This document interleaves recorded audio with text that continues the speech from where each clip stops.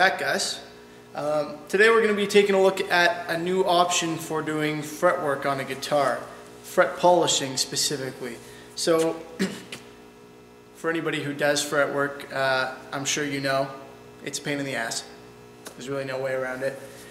And right now there are a few different ways to do fret polishing. Well, there's a relatively new one that I'm going to look at, but previously people used steel wool sometimes, which honestly is a terrible idea because the little fibers from it get caught like in between the frets and the fretboard, and it makes a mess, and it's just really not a good way to go about it. And people also used, of course, sandpaper and stuff like that. Sandpaper is not very stable.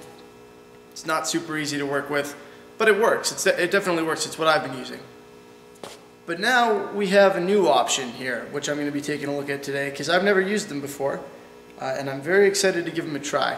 And that is fret erasers. So a company in the UK designed these.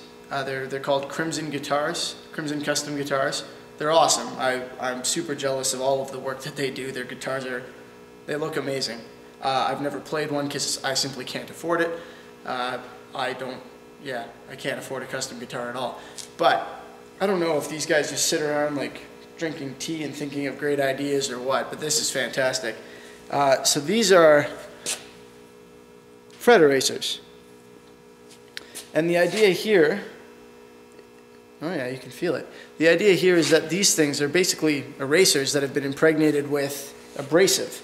And that's the whole idea behind polishing your frets. Of course, you need an abrasive. That's why we use sandpaper.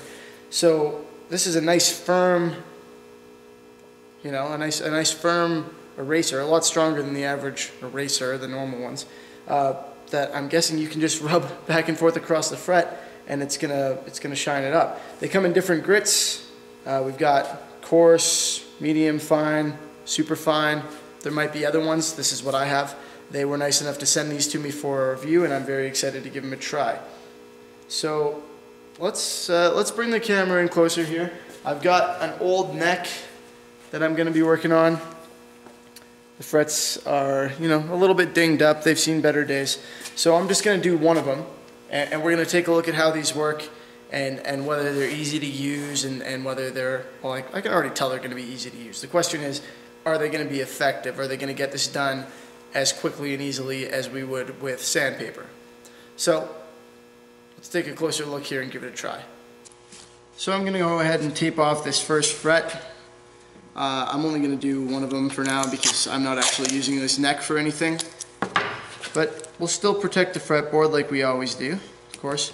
And I'm assuming that after I use these, because they're all abrasives, that I'll be able to move straight into the polishing phase. So we'll take a look at that too probably. But for now, let's just see how these work. Now the first thing that I'm thinking of here is how easy these are to store. Like having a bunch of different grits of sandpaper is nice, but it's kind of a pain in the ass compared to this. This is going to be really convenient, I think. Now, I'm about to give it a try. I promised the guys at Crimson Guitars that I would give these an honest review, so hopefully they don't suck, because I'm really pleased with this company so far. But if they do, we're all about to find out. So we're going to start with the coarse. We'll just come at it from the very, oh yeah. Wow, nice. Okay. So I'm going to get this from the sides first. And I can already see some of the areas on that fret were shiny and some were dull from the strings scratching at them. And they weren't super even.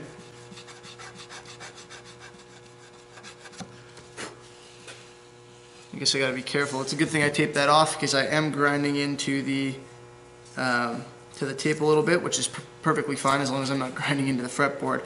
I can feel the abrasive right in here because this is the coarse one. But if we look at this now, it's all the heater's on. It's all a nice, even, dull look. Like it's a little bit shiny because it's metal, but it's relatively dulled down because I used the coarse one on there. And the beauty of it is how nice and even that is. That's fantastic. I'm very pleased with that.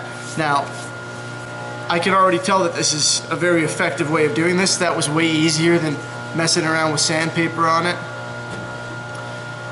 Let's see now as we work our way through the various grits. Let's see if we get this up to a nice fine polish before actually going with the polish itself, because that's going to be kind of the deciding factor here. Is when we get to super fine, how smooth is it? How good does it look? So let's see what kind of quality we can get out of this. Let's move to medium now.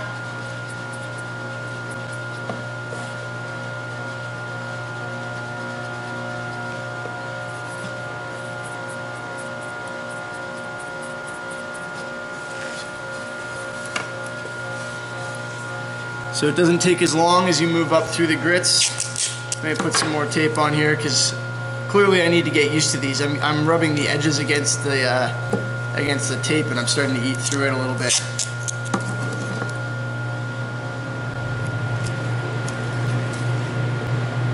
Get the edges here too. I can probably just go over the top mostly there. Yeah, there we go. Don't need as long with the medium. Now the fine.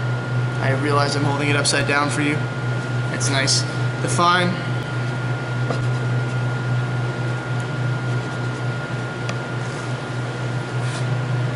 Yeah, that's starting to get nice and shiny. Good polish. And the Superfine.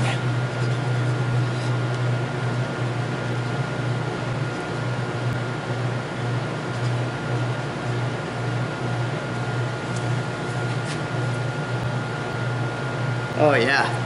Beautiful. Okay. That's what we were looking for. See if I can catch the light.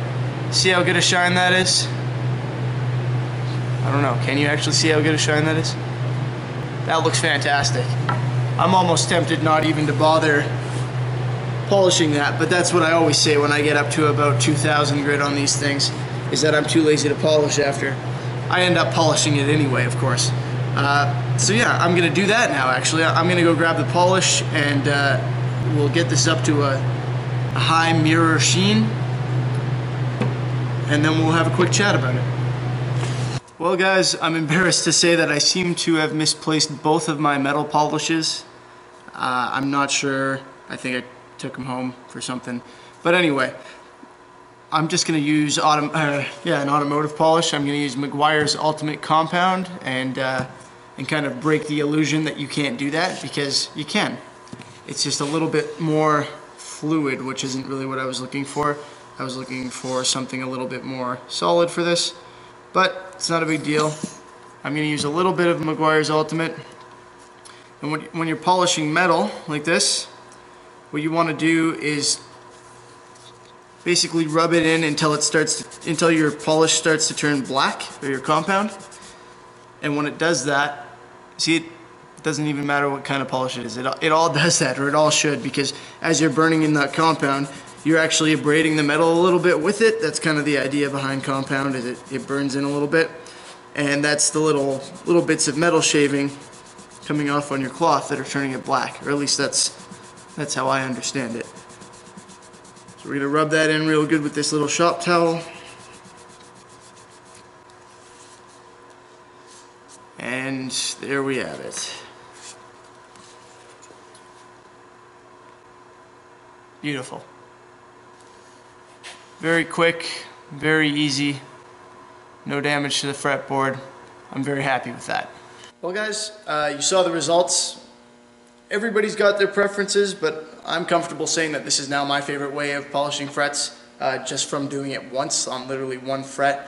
That was the easiest and the least messy. And one of the other great things is when you're using that high grit sandpaper on metal, sometimes it wears down pretty quickly and you end up tearing through it and getting ridges in it and stuff. And you know, it's it's an expendable item. Is expendable the word? Consumable. It's a consumable item, obviously, as are these. But I mean, I've done almost nothing to these so far. Like, there are just some dark areas on them, but if you run your fingers over them, you can't even feel them. Like, it's not indented or anything. So I feel like these are going to last a really long time and be well worthwhile. So as I said, everybody's got their preferences. Maybe you're a sandpaper person. I'm not going to going to say we're friends off if you're a steel wool person. I just don't necessarily agree with your choice. But I'm going to say that this is my new favorite way of doing it. Please check the description of the video if you're interested in taking a look at the Crimson Guitars channel. I know probably the majority of the people who watch my videos also watch theirs anyway. They're bigger, more popular, and more knowledgeable than I am when it comes to guitars regardless. They just don't focus as much on finishing. I'll also put a link to their website or their shop, or both. So check those out and take a look at some of the cool products they have. These are just one item among many. Thanks for stopping by and watching the video. If you have any questions, feel free to let me know. If you have questions about the product specifically, they'd probably be better directed to Crimson Guitars, but you can always ask me and I can see what I can find out for you. Hey guys, if you enjoyed the video, please give it a thumbs up so it'll be easier for other people to find, and subscribe to stay up to date with all the cool projects I got coming out. Also, a big shout out to Sovereign King, who does the vast majority of the music for my channel, way better on guitar than I am, and to Troy from Noise Guitar Mods. I'll put the link in the description. The man is a great guitar tech, and he's taught me most of what I know about how the internals of these things work. Thanks for watching, guys. Hope you enjoyed yourselves. See you next time.